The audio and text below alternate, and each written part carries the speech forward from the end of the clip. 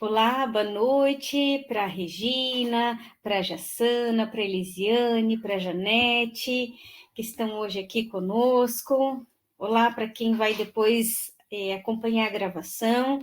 É, nós hoje iremos abordar o módulo 4, pensar um pouquinho qual que é a proposta dele, tentar trabalhar qual que é a proposta e, enfim, tirar algumas dúvidas, explorar qual que é que se propõe nesse tópico, nesse módulo. Vocês estão vendo ali que as turmas, agora eu estou com mais uma turma, né?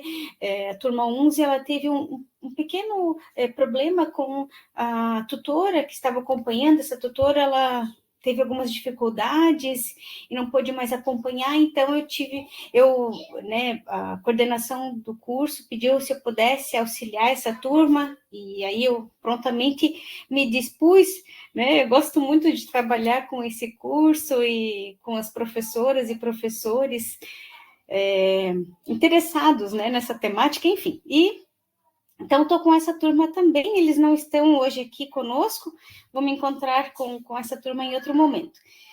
Pronto, então, esse módulo, né, também tem 30 horas, e qual que é a discussão, né, o tema de discussão?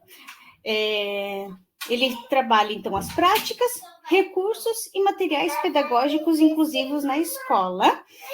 Só um pouquinho, gente.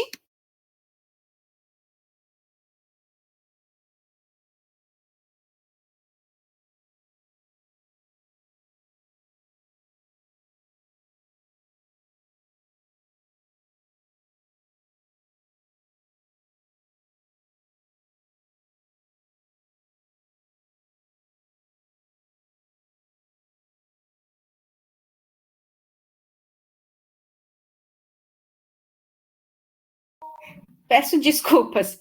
O Tetel, ele queria fazer xixi, queria que a mamãe levasse ele para fazer xixi. Mas o papai vai levar ele para fazer xixi, né? O papai leva ele para fazer xixi. O papai leva você. Gente, eu vou. Desculpa, eu vou ter que levar ele para fazer xixi. Oh, desculpa.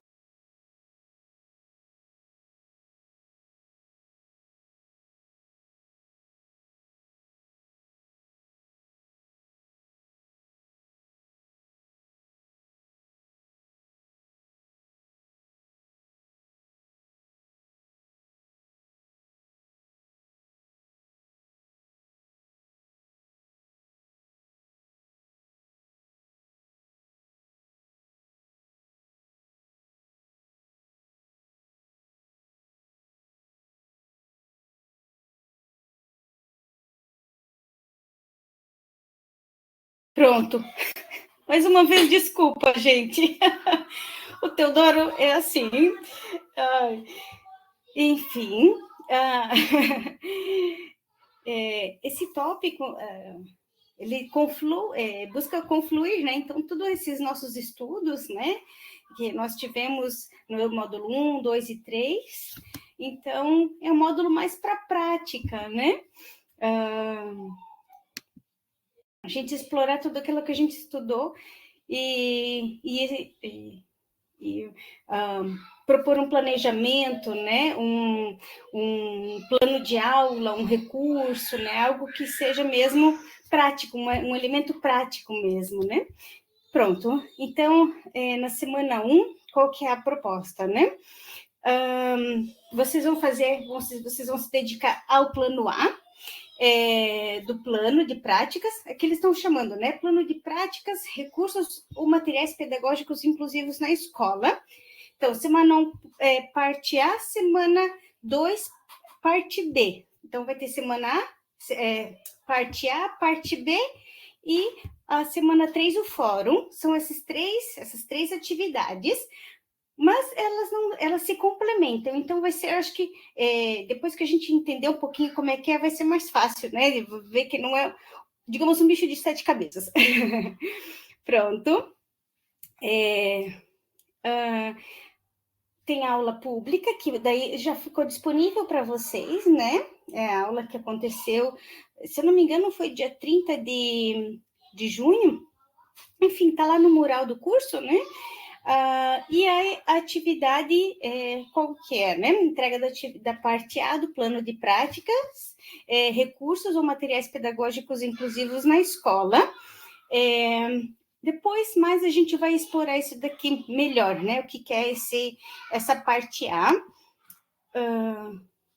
A semana 2 é a entrega da parte B do plano de práticas, né? Tem o barema avaliativo, e o barema avaliativo ele consegue nortear a gente na elaboração da atividade. Então, se a gente se olhar por ele, a gente vai conseguir, então, ver o que precisa realmente constar na nossa atividade, né? Que vai poder ser tanto um vídeo quanto um texto escrito, um áudio. Vocês vão poder escolher, né? Não precisa ser necessariamente essa parte A ou parte B, não vai ser necessariamente precisa ser um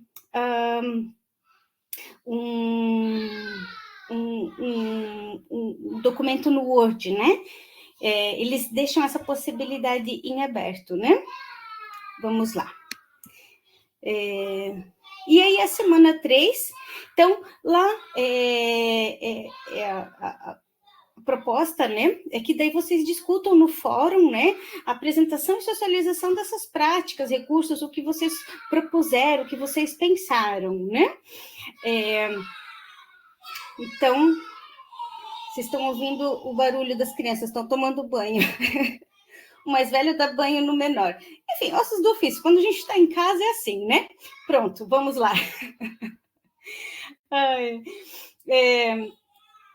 Então, na semana 3, essa semana voltada, então, a gente pensar, né? Vocês discutirem, né? Uma pensar a prática da outra, ou o que a outra propôs, pensou, né? Enquanto o plano de aula, né, a proposta pedagógica ou o recurso, né, inclusivo.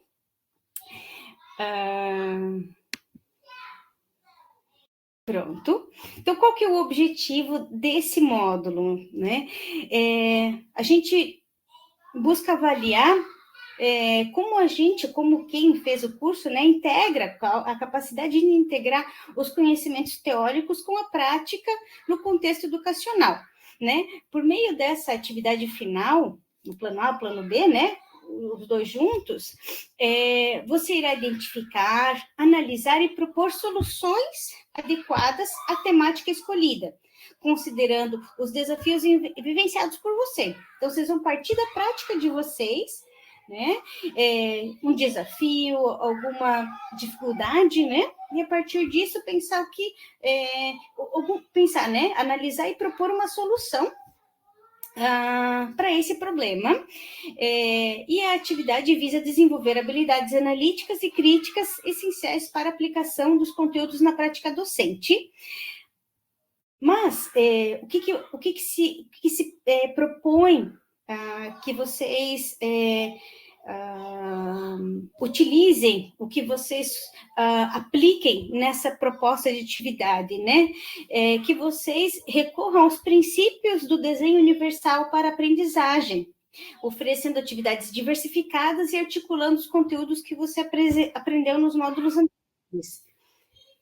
A Simone está entrando, deixa eu só abrir aqui para a Simone. Pronto. Enquanto a Simone entra, eu vou tomar meu cafezinho.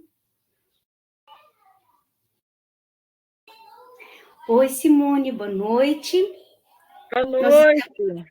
Boa noite. Eu estou sem a imagem, mas estou aqui. Que bom que você entrou. A gente está conversando um pouco sobre como vai ser o módulo 4, que é um módulo para pensar a prática de vocês, né? Propor uma atividade, um recurso pedagógico a partir de um problema, alguma dificuldade encontrado na prática de vocês, né? E a partir desse problema, dessa dificuldade, vocês vão propor uma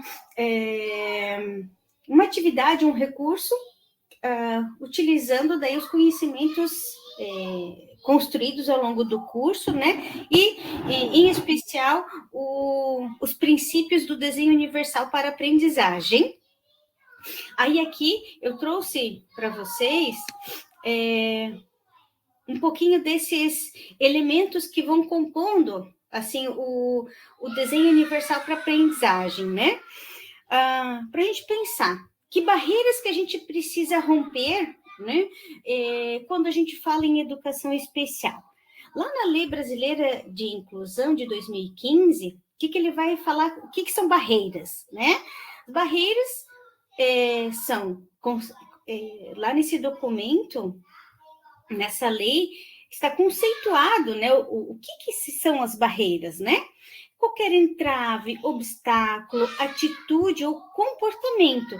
Ou seja, a barreira não basta ser apenas algo físico, necessariamente, algo estrutural, mas ele corresponde também à questão comportamental e atitudinal, né? Então, isso é algo que vira chave também na forma de entender uma barreira quando a gente fala em inclusão, né? Então, não basta a gente pensar a inclusão na escola apenas como as questões estruturais, mas também as barreiras atitudinais e comportamentais que existem na escola, né? Isso é algo bastante importante de a gente pensar. Enfim, essas questões, né? Obstáculo, atitude, comportamento que limite ou impeça a participação social da pessoa, bem como o gozo, a fruição e o exercício de seus direitos à acessibilidade, à liberdade de movimento e de expressão, à comunicação, ao acesso, à informação, à compreensão, a circulação com segurança, entre outros, né? Aí ele vai falar aqui especificamente essas barreiras, né? E agora, sim, a gente, né, no nosso encontro, que dentro do contexto do curso, que fala sobre educação especial na perspectiva da educação inclusiva, a gente não pode deixar hoje de falar do triste caso ontem que passou no Fantástico, não sei se vocês viram, do caso crianças autistas amarradas, né? Daquela gente, é uma coisa assim que nos aterroriza de tal maneira, né? Hoje a gente aqui, né, pensando tantas questões dentro da educação inclusiva, né? Pensando estratégias, recursos, né, outras possibilidades pedagógicas, pensando, né, que plano de aula, que outras possibilidades mesmo que a gente pode se utilizar para, de fato, incluir as crianças, né, todas as crianças, e aí a gente vê que ainda nós temos salas de aula que professoras, né, professores que chegam ao ponto de fazer o crime de amarrar uma criança autista. Então, isso é muito grave. É algo... Aterrorizador. Aterrorizante. Então, assim, a gente vê a diferença, né? Hoje, muitas vezes, a gente pode aparecer muitas questões... conforme assim, as leituras que a gente vai fazendo, muitas coisas até podem parecer já que a gente já leu, já viu. Então, muitas de vocês já estudaram várias questões que também já passaram por ou já tiveram algum conhecimento, ou, né? E ao mesmo tempo que tem tantas pessoas que chegam ao ponto de, né? A falta de conhecimento, de sensibilidade, a falta de humanidade também, né? Porque eu acho que não basta só você ter conhecimento, você também tem que ter humanidade para lidar com a criança, né? Você tem que ter afeto também, né? Uma criança autista, você não pode simplesmente... Você está lidando com um ser humano ali, né? Então, não basta. E aí, assim, também tem as questões que depois eles mostraram que eram pessoas que não eram nem formadas, né? Enfim, são questões assim que deixam a gente estarrecido, assim, né? Enfim, temos um longo caminho ainda a percorrer, né? Então, vocês que estão, né, nesse caminho do curso, vão sair daqui qualificadas e vão também ser frente nesse processo de inclusão. Vocês vão ser frente nas escolas de vocês, né?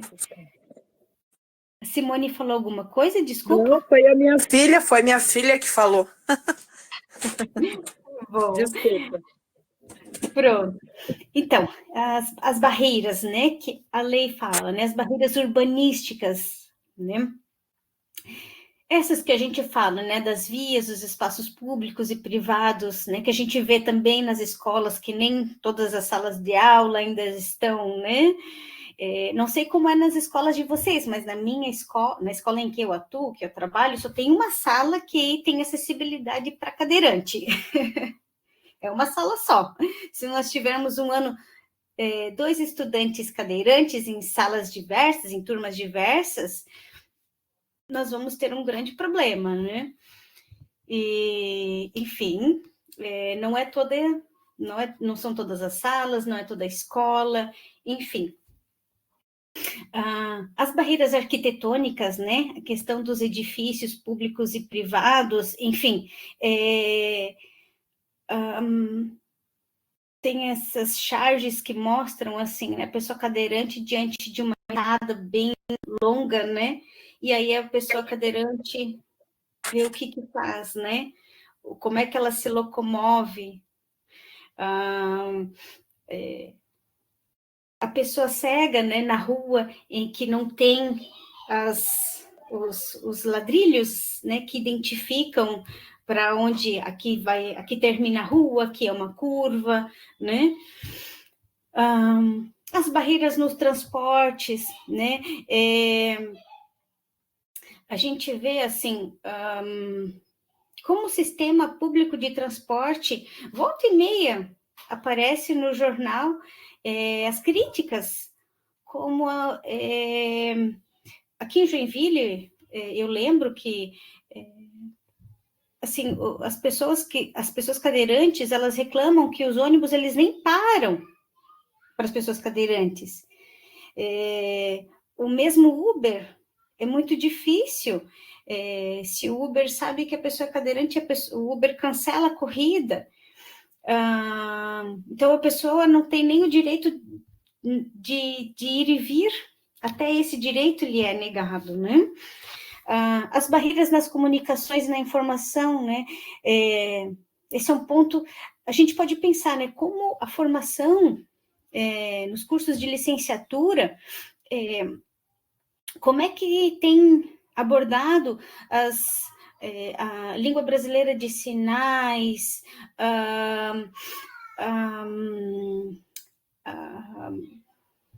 além da Libras, me fugiu, para as pessoas cegas. Braille, desculpa, o Braille, né? A gente não tem isso aprofundado. E eu penso assim, né? Como que toda a equipe escolar, não apenas a professora da intérprete de Libras, mas toda a direção precisava, né, ter uma noção de Libras, a equipe da coordenação pedagógica, a equipe da secretaria escolar, né? Tudo isso é muito importante, que soubesse Libras para poder se comunicar com os estudantes surdos. Enfim, as barreiras atitudinais, que eu acho que essas são bastante problemáticas, porque elas passam muito despercebidas, muitas vezes, né? Que atitudes e comportamentos que a gente precisa entender que impedem ou prejudicam, né, a participação social das pessoas com deficiência. Por exemplo, quando uma pessoa vai solicitar um emprego, se ela é uma pessoa com deficiência e essa pessoa não está disputando uma vaga que seja especificamente, né, para pessoa com deficiência, ela dificilmente consegue, porque as pessoas, né,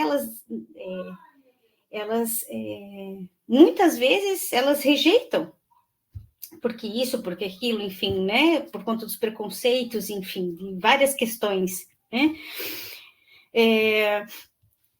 Enfim, as barreiras atitudinais eu acho que são bastante problemáticas, assim, porque elas que também escondem muitos dos preconceitos, porque elas envolvem, assim, a forma como nós compreendemos as pessoas com deficiência, né? As pessoas... a gente, né, a sociedade, ela coloca limites, ela impõe limites e coloca limites sobre as pessoas com deficiência. E aí faz com que isso sejam normas, transformam-se em normas, e essas normas, então, se transformam nessas barreiras atitudinais, né? E as barreiras tecnológicas, né, que dificultam, impedem o acesso da pessoa às tecnologias. Hoje a gente vê como o nosso AVA, o Ambiente Virtual de Aprendizagem, ele tem lá a possibilidade de Libras, né, que eu achei muito interessante. Mas essa nossa sala virtual aqui, o BBB, o RNP, se nós tivéssemos uma pessoa surda, a gente teria que chamar alguém para fazer a tradução, porque senão, né, a pessoa não estaria incluída. Então, essa plataforma aqui ainda ela não é inclusiva, né? Enfim, a gente, quando vai observando, a gente precisa também perceber essas tecnologias, de que modo elas já estão possibilitando ferramentas de inclusão ou não, né? E aí, enfim, a gente pensando, então, a questão do trabalho colaborativo, aqui eu vou trazendo alguns elementos para daí a gente pensar aí a proposta da atividade, sempre lembrar, né, que a gente pensa, para além da cooperação, pensando que nós buscamos a colaboração entre pares, professores, professoras, colaboração entre as crianças, né? Por quê? Porque na cooperação há ajuda mútua na execução das tarefas, né? Embora suas finalidades geralmente não sejam fruto de negociação conjunta do grupo, podendo existir relações desiguais e hierárquicas entre os seus membros. Então, na cooperação, ainda pode existir hierarquia. Já na colaboração, a colaboração ela já pressupõe que não haja uma hierarquia, uma relação de desigualdade. Por quê? Porque requer que ela implica esse trabalho em conjunto, né? O trabalho junto dos membros do grupo, professores, estudantes, né? Com princípios, objetivos negociados pelo coletivo, né? Liderança compartilhada, enfim. E a partir desse pensamento, então, que a gente vai partir a atividade. E aqui, o que é o desenho universal para aprendizagem? Vamos resgatar, né? O que a gente já aprendeu no curso. É por meio da transformação. Janete, pode falar. Luciana, só voltando no slide anterior, assim, a realidade da nossa escola, a gente vem construindo muito essa visão da colaboração. Não quer dizer que tudo tem a mesma medida, o mesmo, sabe? Como é que eu vou exemplificar? Às vezes necessita de um tempo maior de entrega, ou às vezes níveis de cobranças diferenciados, mas ele não copia. Daí a professora diz, tá, mas se tu pergunta oralmente, ele faz a devolutiva? Faz, então tá certo. Mas ele não tem nada no caderno.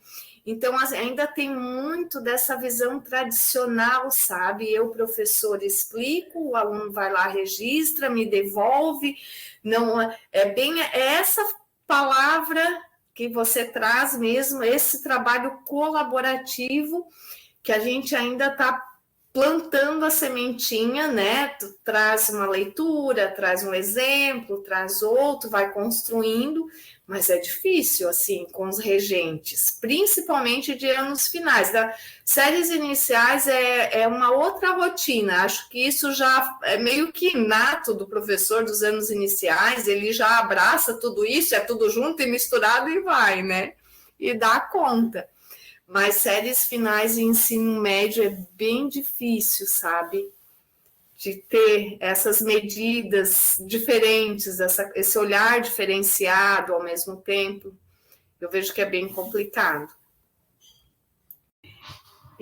Porque a escola ela está engessada nessa estrutura de avaliação, de reconhecimento de que o aluno aprendeu quando ele tem o caderno copiado, de que ele responde aquilo que eu ensinei para ele, do jeito que eu ensinei, com as palavras que eu ensinei, né?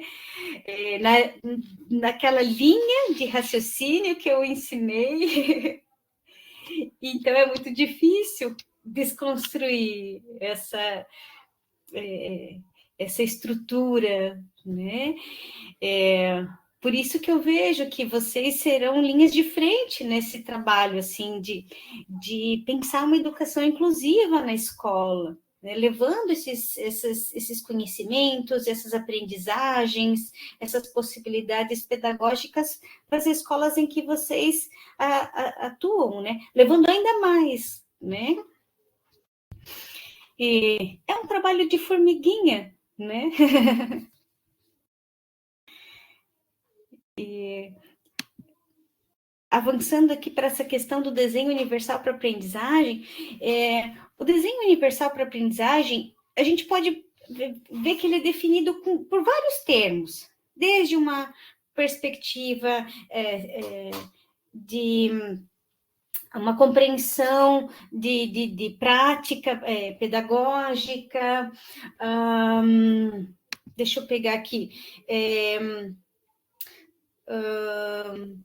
uma estratégia metodológica, uma abordagem pedagógica, enfim, ele tem várias questões que significam essa questão mesmo prática, né? Ele tem a ver com a prática, com elementos da prática, com estratégias, com o que a gente vai utilizar para melhorar nossa prática, que recursos, o que a gente vai estar, né, possibilitando ali de diferente, de estratégias de recursos, que sala de aula, né, que vai possibilitar com que eu alcance o maior número de estudantes tendo em vista a aprendizagem, né? Então,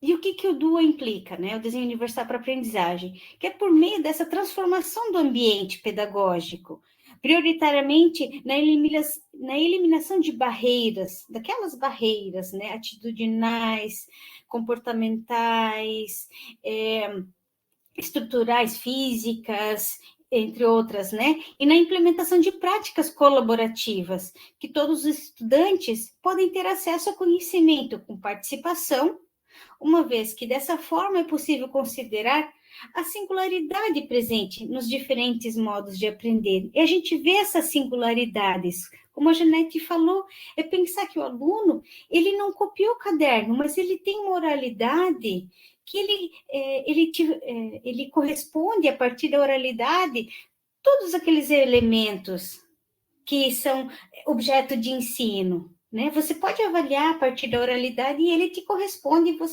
e ele deu conta de aprender, né? Então, a gente pensar por meio de diferentes estratégias de ensino, de avaliação, que reconhecer essa singularidade nas diferentes formas, né, de aprender, né? Ver os alunos a partir deles mesmos, né? Então, o desenho universal para aprendizagem, ele implica esses aspectos. Outra citação, né? A professora Geisa Bock, é uma das autoras, né? Ela é professora aqui da UDESC, lá do SEAD, não sei se vocês a conhecem, e é uma pesquisadora muito atuante, assim, dentro da educação especial e maravilhosa, gosto muito dela. E ela fala, né? Preciso pensar a acessibilidade para além de algo exclusivo de pessoas com deficiência, algo que a gente vem falando, né? Quando a gente fala em educação inclusiva, né? Não é apenas para as pessoas da educação especial, mas para todas as pessoas, né? Porque todo mundo é diferente. Então, a acessibilidade, ela é voltada para as pessoas com deficiência, mas para além delas também, porque a acessibilidade, ela pode servir como uma potencializadora da participação de qualquer pessoa, uma vez que, com a remoção das barreiras e a promoção de atitudes de cuidado, distintos sujeitos são atendidos nas suas especificidades. Então, assim, a gente tem vários alunos que têm diferentes dificuldades de aprendizagem ali, né? Problemas de aprendizagem, não dificuldades, mas alguns, né? Alguns problemas. E quando a gente lança mão de diferentes recursos de acessibilidade, né, do desenho universal para aprendizagem, a gente pode estar favorecendo com que essas crianças aprendam, né? Tem as crianças... não necessariamente que tenham TDAH, mas que, enfim, não dão conta de acompanhar as outras, né? Ninguém é igual a ninguém, nenhum aluno é igual a ninguém. E aí a gente pode ir avaliando e vendo que eles conseguiram dar conta de chegar lá onde a gente queria, né? Eles se apropriaram daquele conteúdo, né? Ao seu modo, avançaram, enfim. Modificaram seu pensamento, não necessariamente se apropriaram de tal modo como os demais da classe, mas que cada um avançou, e esse avanço já é válido, né? Enfim, aí aqui eu trouxe, né, os 3 princípios do DUA: representação, ação e expressão e o engajamento. Então, esses slides depois eu coloco lá no AVA para vocês terem aí, se utilizarem, se quiserem, né, para pensar a atividade de vocês, tá? Então, a representação, que é proporcionar múltiplos meios de representar, né, ou apresentar um conteúdo ou atividade, né, como uma maneira de garantir que os estudantes, independente da forma como acessam os conteúdos, tenham suas particularidades e singularidades respeitadas. Então, é representar, por exemplo, as quantidades. A gente pode usar o material dourado, a gente pode usar palitinho de picolé, usar no palitinho de picolé, fazer com as crianças... pegar o palitinho de picolé e fazer com elas construir a dezena ali no palitinho de picolé, depois juntar, enfim, a gente construir diferentes formas de representar. Um texto, por exemplo, né? A gente coloca num cartaz, escreve o cartaz num papel craft, depois coloca ele numa folha, coloca as palavrinhas. Isso eu estou pensando aqui no público da alfabetização, tá, gente? Coloca as palavrinhas em tiras, né? Que são ali daquele texto, do poema ou da música, né? Em outro momento, coloca os desenhos, por exemplo, o sapo não lava o pé, desenha né? Antes de apresentar o texto todo, usa figuras do sapo, depois tira o sapo do cartaz, está lá a palavra sapo embaixo. Enfim, a gente vai utilizando diferentes formas de representar e aí vai avançando, né? Enfim, isso vocês sabem fazer muito bem. Eu só estou aqui exemplificando. Princípio da ação e expressão, né? Proporcionar múltiplos meios de ação e expressão, ou seja, a forma como os estudantes registram o que aprenderam ou expressam o que sabem é distinta, aquilo que a gente falou, né? uns vão ser melhor na oralidade, outros vão fazer um desenho, outros vão escrever, enfim, para cada um é diferente, né? Assim como também é nas diferentes áreas do conhecimento. Uns vão ser melhor na matemática, outros nas humanas, outros nas exatas, enfim, né? Na área das linguagens, educação física, é tudo na vida daquele aluno, enfim. E o princípio do engajamento, fornecer múltiplos meios de envolvimento, a forma como cada estudante se envolve e se motiva para aprender também é distinta. E isso que é um grande desafio para a gente. Como é que a gente dá conta de motivar? Se a gente olha para o ensino médio hoje, é muito difícil. Os pequenos, a gente já vê que eles vêm com uma motivação maior. Mas o ensino médio...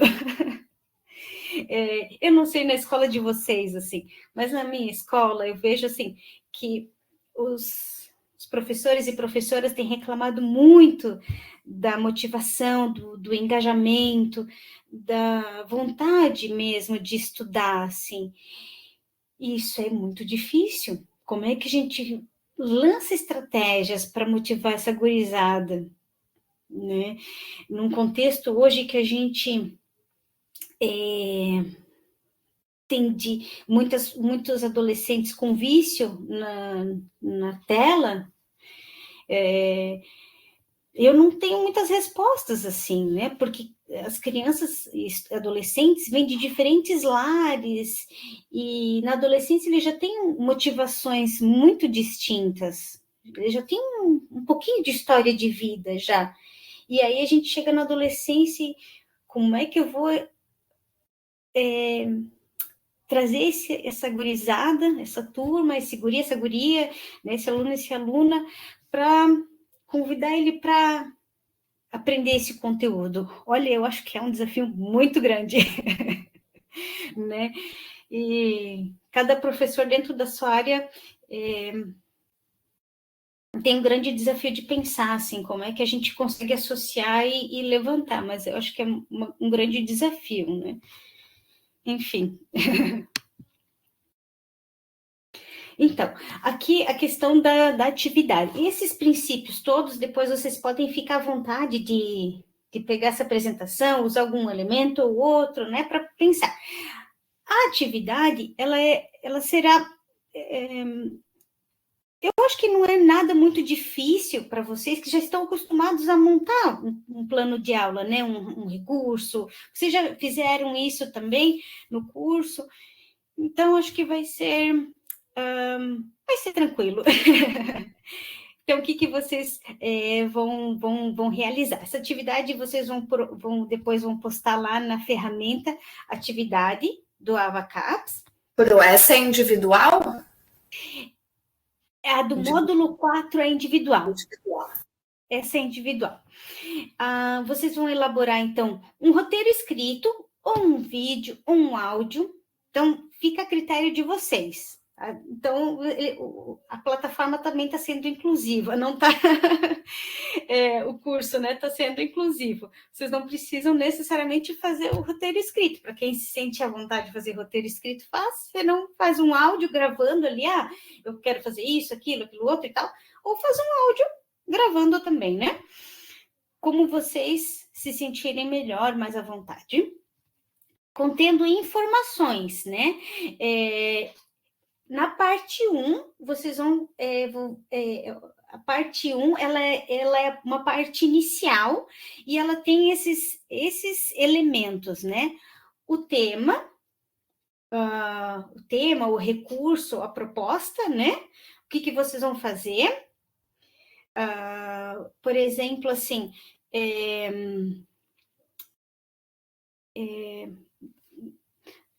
pensar assim, dialogar sobre as vogais, ou apropriar-se das vogais do alfabeto, apropriar-se das 4 operações matemáticas, ou pensar enfim, o ciclo da água, enfim, o tema, né, o recurso que vocês vão utilizar e a proposta. Então, isso é o primeiro aspecto a definir. O segundo é o conteúdo curricular e o contexto analisado. Conteúdo curricular, então, qual que vai ser? Português, língua portuguesa, matemática, enfim, né? E o contexto, aí vocês vão dizer se é anos iniciais, finais, primeiro, segundo, terceiro ano, sexto ano, ensino médio, qual que é a série do ensino médio, ou educação infantil, enfim, né? Qual que é o contexto e o objetivo geral da Mas tem que ser no caso dos anos da educação, vamos supor, sala de atendimento do AE, não. Pode ser também aí. Pode. O contexto, vocês definem como preferirem. A Noeli, a colega Noeli dessa turma que trabalha na APAE, ela pode pensar a partir, né, do contexto dela. Isso vocês vão pensar, né, a partir da realidade de vocês. É que eu estou mais acostumada a falar em séries, anos, né, mas é como vocês, do contexto de vocês mesmos, tá? Tem um objetivo geral e objetivos específicos, se houver.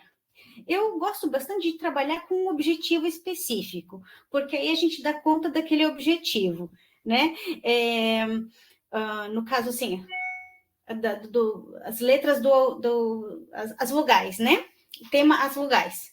Então, o objetivo geral, apropriar-se das vogais para... enfim, né? Aí a gente vai trabalhar só em torno das vogais ali. Isso aqui eu estou sendo bem simples, tá, gente? Vamos avançar aqui. Então, essa é a parte 1. Vocês vão só descrever esses elementos aqui, tá? Tema, recurso, proposta, conteúdo curricular, o contexto, objetivo geral e específicos, se houver, tá? Qual que é, assim, o que melhor vai ser considerado, né? O que precisa realmente ser apresentado, né? Se foi detalhado o tema, o recurso, a proposta, se o conteúdo curricular e o contexto analisado estão apresentados, se tem objetivo geral, né? Se esses elementos estão presentes e bem claros. Então, essa é a nota maior. Então, pronto. Apresentou, vale nota 3. Tá, gente? Essa nota máxima, nota 3, para essa atividade 1, para a parte A. Aí, a parte B é uma continuidade.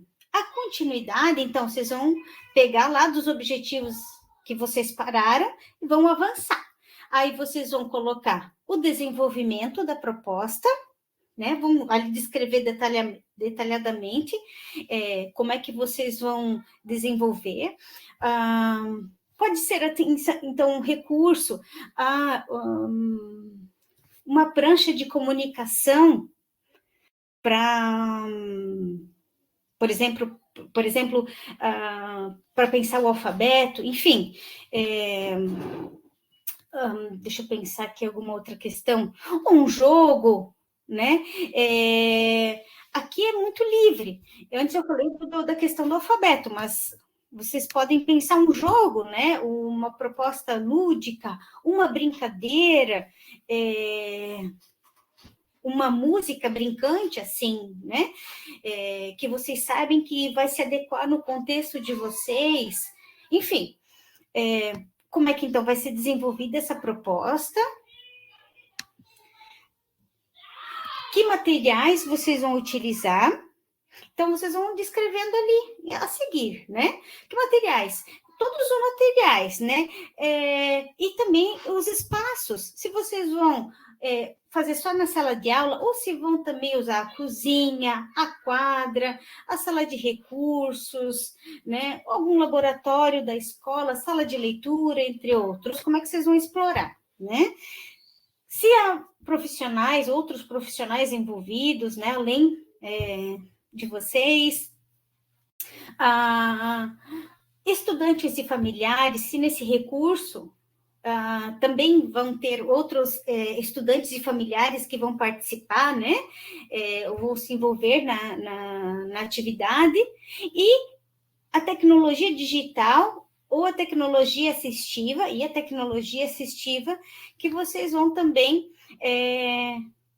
utilizar para pensar esse recurso. Então, eu vou também utilizar um jogo no site tal, né? A gente tem bastante jogos hoje na internet que tem propostas específicas, né? Objetivos de aprendizagem específicos e que são bacanas, né?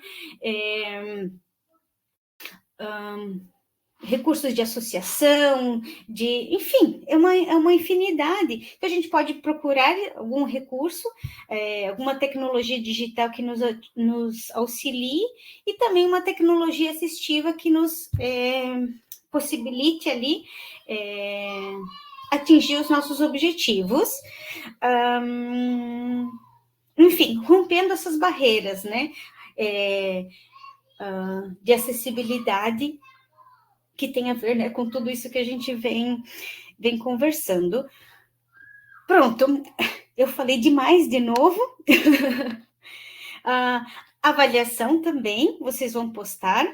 E as referências, caso vocês utilizaram, então, nessa parte B da avaliação. Então, tem a parte A, a parte B, então, são esses elementos, vocês vão descrever, tá? Aqui não diz por exemplo, quantas páginas. Então, não existe um limite, né? Não tem nem o mínimo, nem o máximo. Vocês fiquem à vontade para planejar, para colocar o quanto vocês quiserem, tanto como um áudio, se vocês quiserem gravar o áudio ou o vídeo, né? Vocês fiquem à vontade. Aqui daí tem o baremo avaliativo. O que precisa constar, né? Todos esses elementos que eu falei, né? Que estão ali citados na atividade. E, por fim, o eixo 3 é o fórum de discussão, em que vocês vão ali dialogar com as demais colegas sobre esses recursos, né, materiais pedagógicos inclusivos na escola. Então, ali é mesmo para diálogo, para vocês conversarem entre si, tá? Pronto. E aqui ele destaca, né, que a participação no fórum é uma parte essencial do aprendizado. Como a gente está num curso à distância, os fóruns, eles são os nossos espaços primordiais de diálogo, de contato. Então, explorem, né, os fóruns para conhecer o trabalho dos colegas, para dialogar, para conversar com as colegas, trocar experiências, né? E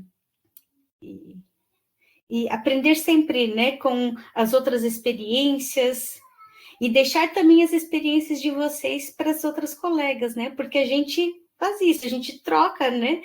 E a gente cresce juntas, né? Pronto. Aí, o que pede, né? Que vocês façam...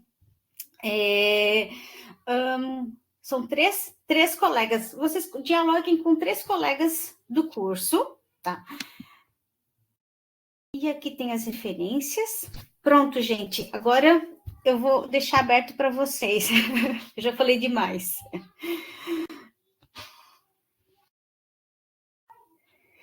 Janete... Só uma dúvida ali, a questão do dialogar com as colegas é no próprio fórum, eu vou lá e comento a atividade postada. É isso? Isso, 3 isso atividades mesmo. postadas. Isso. Tá. Isso mesmo. Regina, Jassana, Simone.